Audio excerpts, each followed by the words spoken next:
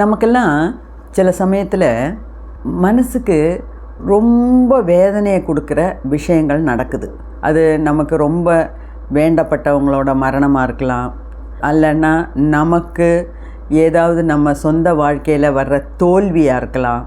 அதாவது ரொம்ப கஷ்டப்பட்டோம், முன்னுக்கு வரணும்னு சொல்லி தலைகீழாக நின்று எங்கெல்லாமோ ஓடி பணத்தை வாங்கி லோன் எடுத்து அதை பண்ணி இதை பண்ணி கடைசி வரைக்கும் போராடிட்டோம். ஆனால் ஒன்றும் நடக்கலை. அப்படி இருக்கும்போது நமக்கு என்ன ஆகும்? விரக்தி இல்லையா? நேச்சுரலாகவே அது நம்மளை விரக்தியில் கொண்டு போய் விடும்.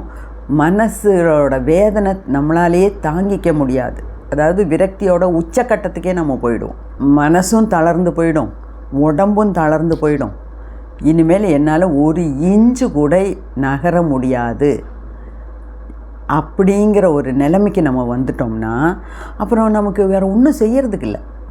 இதில் யார் நம்மளை என்ன சமாதானப்படுத்தினாலும் மனசு அடங்காது. அப்போ அவங்களுக்கு நார்மலாக வாழறதுக்கு தள்ளப்பட்டிருக்காங்க, அதுதான் கரெக்டான வார்த்தை. ஆனால் அப்படிப்பட்டவங்களுக்கும் நம்ம ஃப்ளவர் ரெமெடிஸில் சில பரிகாரங்கள் உண்டு.